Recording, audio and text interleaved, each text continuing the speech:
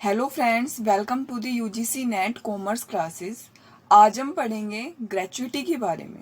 Okay, तो अगर आपको वीडियो पसंद आए तो वीडियो को लाइक शेयर, और अगर आप चैनल पर न्यू हैं तो चैनल को सब्सक्राइब जरूर कर देना, ताकि आपको टाइमली जो नोटिफिकेशन है वो मिल जाए। Okay, let's we start. देखो, ग्रेचुइटी क्या होती है? Gratuity is a benefit given by employer to employ. ठीक है, ग्रेचुइटी क्या होती है? वो बेनिफिट जो एम्प्लॉयर द्वारा एम्प्लॉय को दिया जाता है। सिंपल। अगर मैं बात करूं, a recently approved amendment by the centre has increase the maximum limit. आपने सुना होगा थोड़े दिन पहले जो 2019 के अंदर एक अमेंडमेंट हुआ है, उसके अंदर ग्रेचुइटी की जो लिमिट थी पहले 10 लाख हुआ करती थी, अब उसकी लिमिट को बढ़ाकर कितना कर दिया गया है? 20 लाख कर दिया गया है।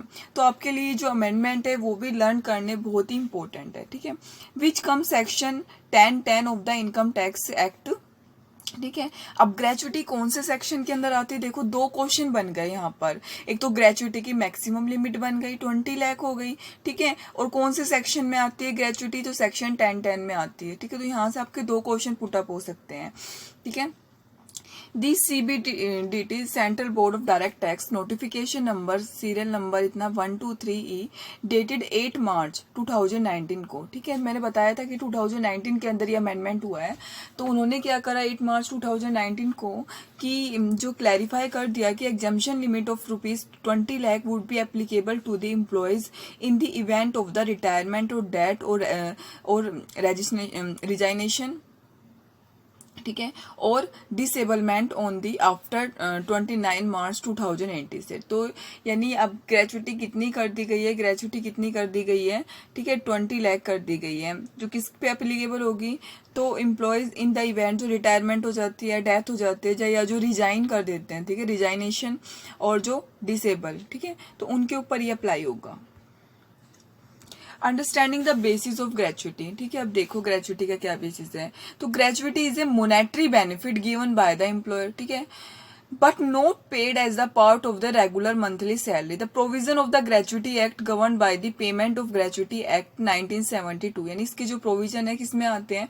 पेमेंट ऑफ ग्रेचुइटी एक्ट 1972 में आते हैं।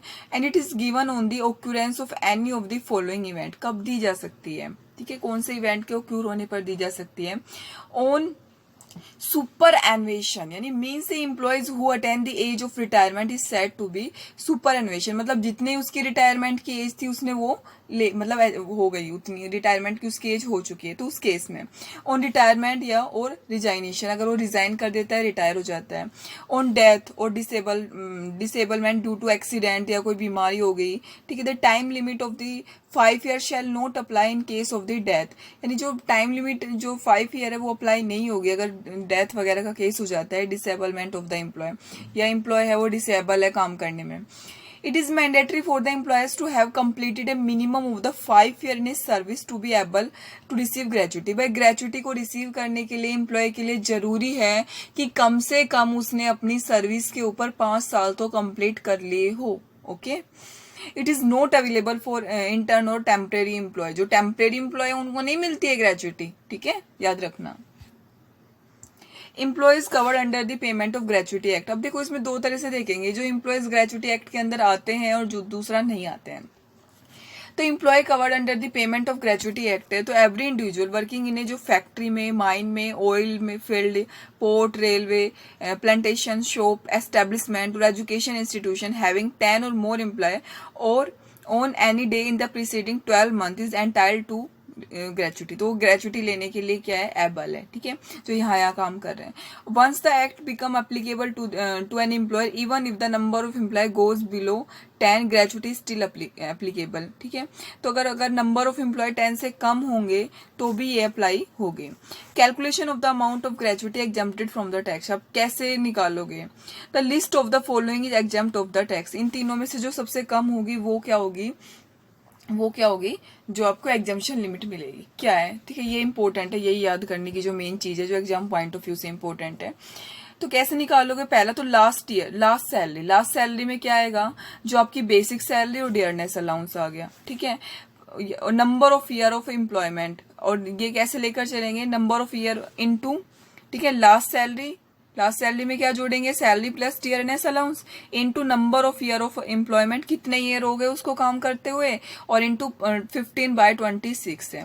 किस केस में मैं बात कर रही हूँ, अगर वो पेमेंट ऑफ ग्रेचुइटी एक्ट के अंदर आता है उस केस के अंदर है ये, ठीक है। और मैक्सिमम लिमिट है वो 20 लाख कर दी गई है, हमने देख लिया 8 मार्च 2019 को जो अमेंडमेंट हुआ था उसमें मैक्सिमम लिमिट अब 20 लाख कर दी गई है। और एक्चुअल ग्रेचुइटी रिसीव्ड, इन तीनों में से जो कम होगा वो उसकी क्या मिलेगी, आपको एग्जम्पशन मिलेगी।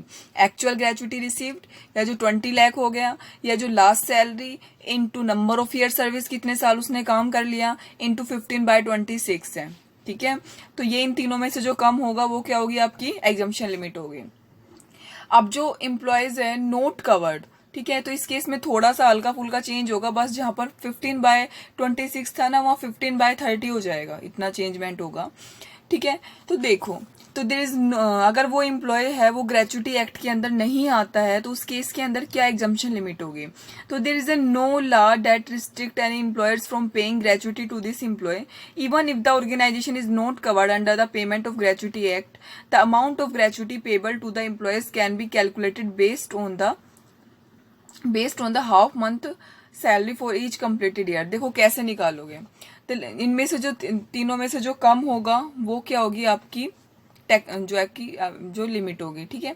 तो कौन सी होगी, last 10 month salary, last 10 month average salary into average salary, वही बात हो गई, यानी बेसिक प्लस डियरनेस अलाउंस है उसको ऐड करेंगे, into number of year employment, कितने साल हो गए उसको काम करते करते, इनटू 15/30 कह लो या 1/2 कह लो, बात एक ही, 15/30 करोगे तो भी 1/2 ही आएगा, ठीक है। तो ऐसे कर लो। और मैक्सिमम लिमिट कितनी कर दी गई है, ₹10 lakh, the hike to ₹20 lakh is not applicable for employee not covered under the payment of gratuity act है, ठीक है। तो इसकी देखो, जो एम्प्लॉय ग्रेचुइटी एक्ट के अंदर आते हैं ना उन्हीं के लिए है 20 लाख, जो एम्प्लॉय ग्रेचुइटी एक्ट के अंदर नहीं आते हैं उनके लिए लिमिट 10 लाख ही है। तो इसको भी, अब इस पॉइंट को भी आपको नोट करना है। तो 10 lakh, the hike to rupees, जो 20 lakh is not applicable to the employ not covered under the payment of gratuity act, यानी जो पेमेंट ऑफ ग्रेचुइटी एक्ट के अंदर नहीं आते हैं उनके लिए 20 लाख अप्लीकेबल नहीं है, उनके लिए 10 लाख ही अप्लीकेबल है। और ग्रेचुइटी रिसीव्ड, और जितनी उनको रिसीव हुई है, तो इन तीनों में से जो कम होगा वो आपको एग्जम्पशन मिल जाएगी, ठीक है। अगर मैं बात करूं गवर्नमेंट एम्प्लॉय, तो गवर्नमेंट एम्प्लॉय के केस में क्या होता है, gratuity paid by the government to government employees fully exempt from tax है, उसके ऊपर कोई टैक्स नहीं लगेगा, ठीक है। जो गवर्नमेंट का एम्प्लॉयज है उनको जो ग्रेचुइटी मिलती है वो फुल्ली एग्जम्प्ट है, वो टैक्सेबल नहीं है, ओके। तो देखो ये था ग्रेचुइटी, बिल्कुल इजी वे के अंदर मैंने आपको बता दिया है, समझा दिया है क्या इसमें अमेंडमेंट हुए हैं, जो एम्प्लॉय ग्रेचुइटी एक्ट के अंदर आते हैं उन पे क्या रूल अप्लीकेबल है और जो नहीं आते उन पे क्या एप्लीकेबल है, और गवर्नमेंट एम्प्लॉय के लिए फुल्ली क्या है, टैक्स फ्री है, ठीक है। तो आपके लिए वीडियो बहुत ही बेनिफिशियल है, अगर आपको अच्छी लगे तो आप देख लेना, लाइक कर देना, और अगर अपने फ्रेंड के साथ शेयर कर लेना, ओके। थैंक यू, मिलते हैं नेक्स्ट वीडियो में।